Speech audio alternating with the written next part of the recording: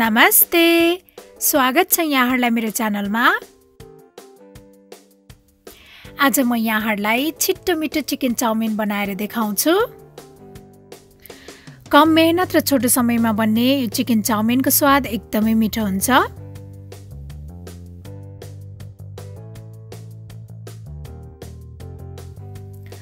Chicken chowmein बनाउनको लागि सबैभन्दा पहिला नुडल्सलाई बोइल गर्नुपर्ने हुन्छ। यसको लागि मैले एउटा भाँडामा पानी तताउन राखिसके। अब यसमा यो नुडल्स राखेर यसलाई बोइल गर्नुपर्छ। हाम्रो यो नुडल्स बोइल हुँदै गर्दा म चाहिँ चिकनलाई म्यारिनेट गर्न गइरहेको छु। चाउमिनमा राखिने चिकनलाई यहाँहरुले म्यारिनेट नगरिकन पनि युज गर्न सक्नुहुनेछ। तर चिकनलाई म्यारिनेट गरेर चाउमिन बनाउँदाखेरि चाउमिनको स्वाद एकदमै मिठो हुन्छ। मैले चाहिँ चिकनलाई पातलो स्लाइस बनाएर काटेर लिएको छु। अब यसमा थोरै नुन राख्ने। त्यसपछि मैले यसमा राखे मरिचको धुलो, 1 टेबलस्पुन जति सोया सस अनि 2 टेबलस्पुन जति कर्नफ्लावर। कर्नफ्लावरको सट्टा यहाँहरुले राइस फ्लावर अथवा मैदाको पनि युज गर्न सक्नुहुनेछ।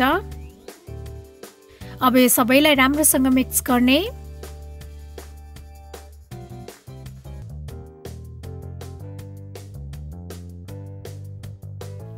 अब यो चिकनलाई 10-15 मिनेटको लागि राख्नुपर्छ।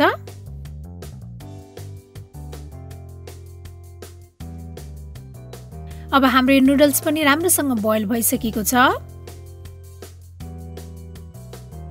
अब यसलाई एउटा छानीमा राख्ने। अब यसलाई चिसो पानीले पखाल्नुपर्छ। मैले चाहिँ यसलाई चिसो पानीले पखालेर लिएको छु। त्यसपछि मैले यसमा थोरै तेल राखेँ र अब सबैलाई राम्रोसँग मिक्स गर्ने। यसरी तेल लगाउँदाखेरि चाहिँ नुडल्स स्टिकी हुँदैन।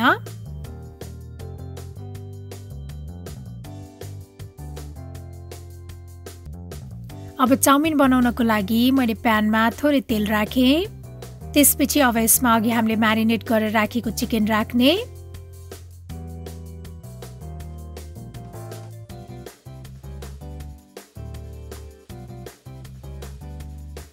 र अब यो चिकनलाई चाहिँ रातो हुने बेलासम्म फ्राई गर्नुपर्छ।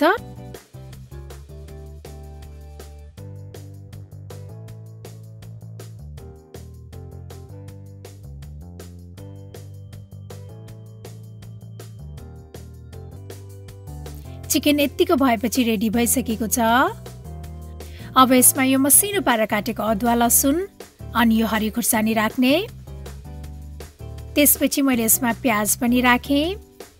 अब यसलाई चाहिँ 1-2 मिनेटसम्म भुट्नुपर्छ।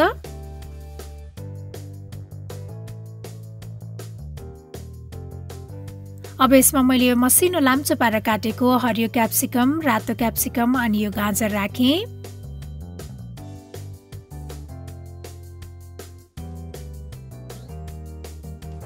अब यसमा नुन स्वाद अनुसार राख्ने। यसलाई एकैछिन चलाइसकेपछि मैले यसमा मसिनो पारेर काटेको बन्दा राखेँ। बन्दा चाहिँ धेरै बेर पकाउनु नपर्ने भएकोले मैले लास्टमा राखेँ।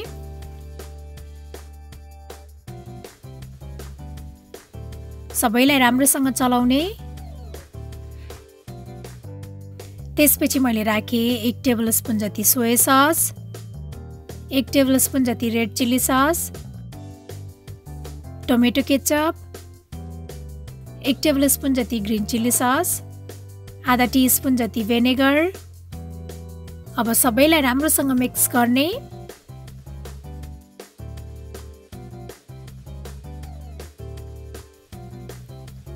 अब यसमा अघि हामीले बोइल गरेर राखेको चाउमिन नुडल्स पनि राख्ने र यसलाई चाहिँ राम्रोसँग मिक्स गर्नुपर्छ।